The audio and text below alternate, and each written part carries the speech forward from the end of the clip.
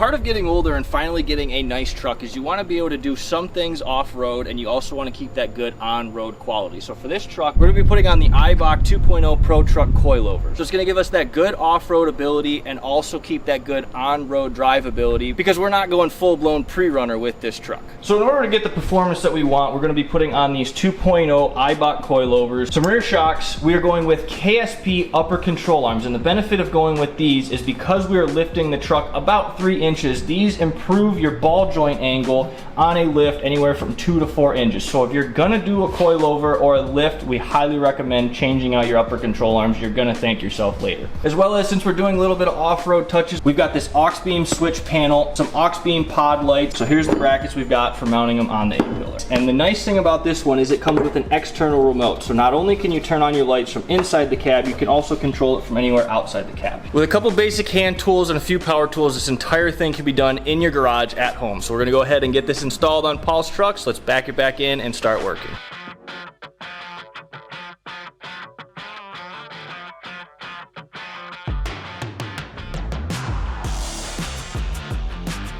So dirty.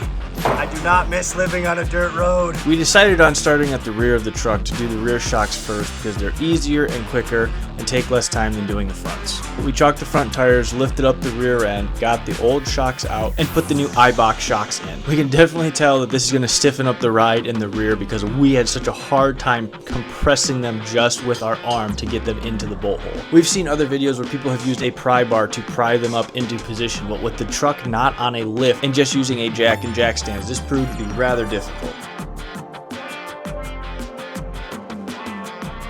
But our best method was pressing as close as we could, running a screwdriver through the mount hole and through the shock, and then pushing our bolt through back the other way. We highly recommend doing this with someone to help you. After we got it in on the driver's side, we switched over to the passenger side, and it's the same process repeated. Now that we're done with the rears, we're going to move to the front. So we're going to chalk the rear tires, jack up the front end, get the tire off, and then we have to disconnect all of our sensors and plugs and the brake lines away so they're not going to get pulled and stress on as we take the upper control arm out of the knuckle. Once we undo our tie rod, our upper ball joint, if we can then take the shocks, unbolt them from the bottom, the 3 bolts from the top, and then we're pulling our shocks out. Then we can unbolt the upper control arm.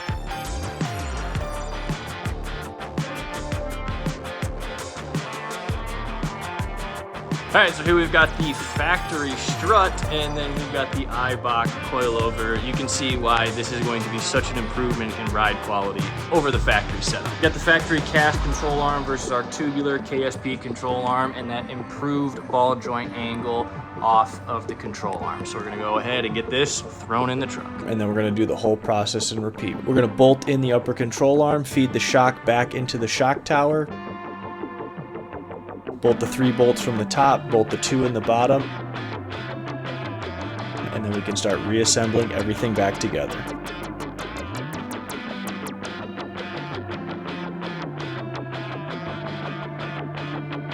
After we got everything back together, we greased the upper control arm ball joints, and we put on this ball joint cover from KSP, and we moved on over to the passenger side where we found a little bit of an issue.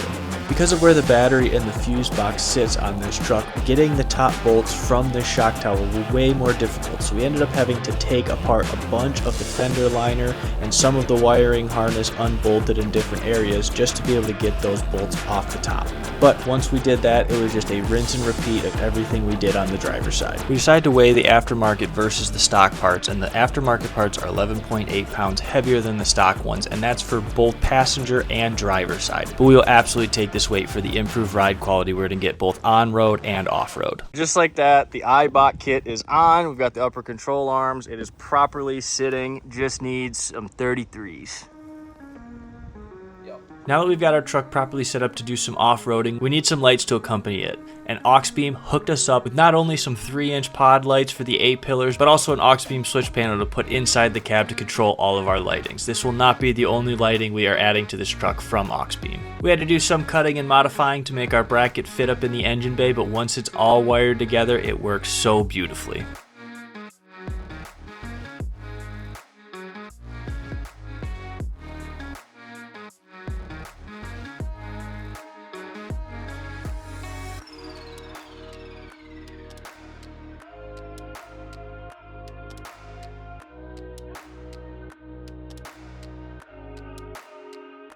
Now that we've got the whole truck wrapped up, it is time to take it on the road and see how it feels in person actually driving the truck with the new suspension. All right, Paul, so now that you've got the truck aligned, how does it feel driving compared to the stocks? It feels a lot better. Like, you won't notice it on like slow, I will say if you hit slow bumps, like rolling into a parking lot that's on an incline or something, or you hit a curb, whatever. But like definitely speeding down some dirt roads with, you know, washboarded out, potholes, washboarded out, whatever, you can definitely go a lot faster. Feels a little buttery, nice and smooth. It's not like perfectly smooth, but it's a heck of an improvement from stock.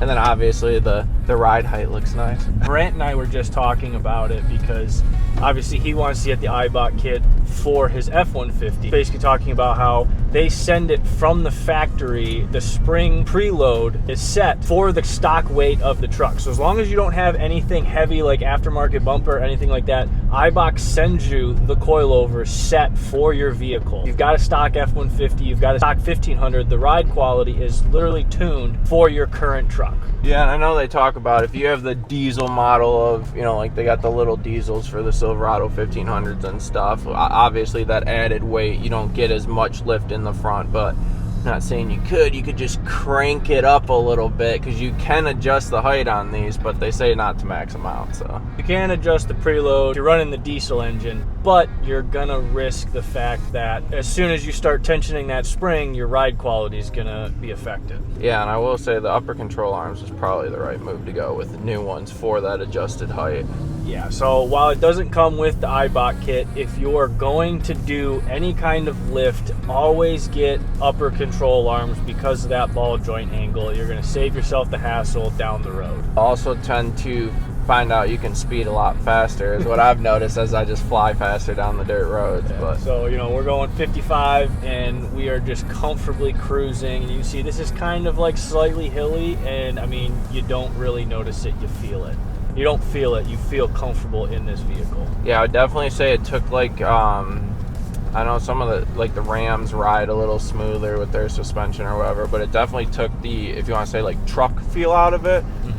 I mean, I'm not going to say it rides like a Cadillac or anything, but it's definitely a smoother ride. So if you're looking for that on-road performance and you want a little bit of off-road, because let's say, you know, you do a lot of gravel road driving or anything, these Eibachs are absolutely perfect for what you're going to want. This dirt road up here is normally always absolutely beat.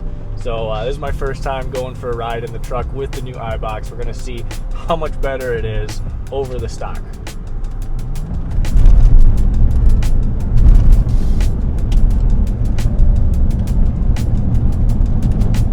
Oh, dude, that feels great. Doesn't it? I mean, I won't say the speed we're doing right now, but yeah, but like even there, like we got a little, you know, change pitch-wise this way, and it handled it great. The recovery is great without it being like, oh my god, we just hit a ball. Yeah, and it doesn't have that spongy feeling either. It's like that perfect between. It handles the bumps, but it's not floaty, and it's not also super rigid. Yeah, these are. Now listen, this is obviously not, you know, like pre-runner level like my truck, but for the average daily driver, this is exactly what you need. Because sometimes, you know, we do use 1500s, F-150s like this to be able to film my truck, and while they are not going to be on the trail per se right next to me, they still need to be able to handle some decent rough roads as we go through some of the trails. Honestly, now that we've done this, I need to get my dad to do this with his truck. Honestly, I know. I want to convince my dad to do it to his 1500 as well, because like just the like you were saying, if you want to say the weekend warrior that's going camping, for me it's deer camp, like the dirt roads, and if you're driving any logging roads or just open fields, like it'll make a difference. Like you said, I'm not out there going to Silver Lake sand dunes and doing it. Yeah, no, like it feels great. This is how a truck should come from factory. And so I forget, we were talking about it. Does the Bison or the ZR2, those come with Ranchos, or do you know what those come with? Because like, I don't know. I know the Z71s were Ranchos, so I would hope if you're paying the Bison price, you get something in the ZR2 price that you get something nicer than that. But I want to look it up, but I would love to know what you get as far as shocks in the ZR2 and the Bison and almost know what it is compared with the Eibach kit on this, because I have to imagine it would be fairly comparable, if not Eibach's honestly probably better. Yeah, like that's kind of been my whole thing, also because it's easier to build it as you go or whatever. But like, I usually buy a low level trim package used and then just slowly make it. Like you've said, I keep my truck pretty stock, so I'm not gonna say, but you know, new wheels and tires, suspension, whatever, lights, just buy the cheaper one and build up than getting all the factory bells and whistles, unless you want that. I mean, if you want that, but most of the time you can do the aftermarket better and cheaper than optioning the higher package. Right. Especially like with like tech nowadays, like these tech packages are almost standards. It's not like you're getting anything special. You might not get 4 low, but minor detail. But also, as a daily driver and someone who's not out like off-roading this thing, you're never going to use 4 low, like almost ever. I don't know, I'm sure you'll get hate in the comments or whatever, but I will say in my old 1500, the only time I ever used 4 low was I was beyond. It was like when you pulled me out of the ditch when we were up, when we got 8 inches of snow or 9 inches of snow at Brent's property, and I was already like 6 foot down in the ditch, so it wasn't bailing me out there. And then some other time I had to be pulled out. But now in the 2500, just because of the weight, I've had to use 4 low to get out of the field multiple times, but it walked right out. So all depends on your purpose and I guess weight, but yeah, I think most of the time anyone who ends up in 4 low is already at the point where they're stuck and it's not going to make a difference. Yeah, probably shouldn't have went that far into it anyways. Other thing too is this is still running, I mean, you have slightly bigger off-road tires over like stock radials, but if you go to like a 33 and you've got 17s or 18s, you've got more sidewall, so then the tires also help absorb the impact. So theoretically, when you go to a bigger tire package, it should be even smoother because you've got the tire advantage as well as the Eibach spring. So that lift gives you the higher ride height, plus when you can run a bigger tire, the tire helps absorb some of that road feel too. I can't wait to throw some 33s on here because these 31s look so small. I mean, we did find out 35s fit. Brent can run 35s. That's how we'll do our comparison. Yeah.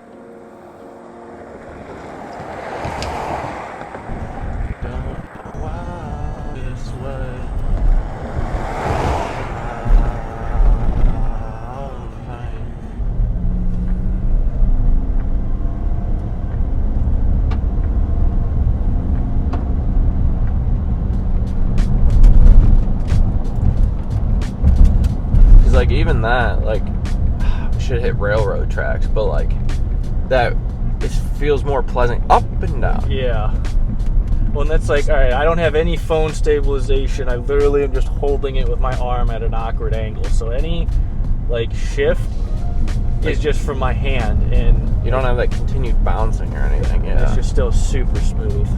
So if you've been thinking about getting an Eibach kit for your truck, we absolutely recommend it. And Eibach didn't send us this. Paul bought the kit. I bought the upper control arms.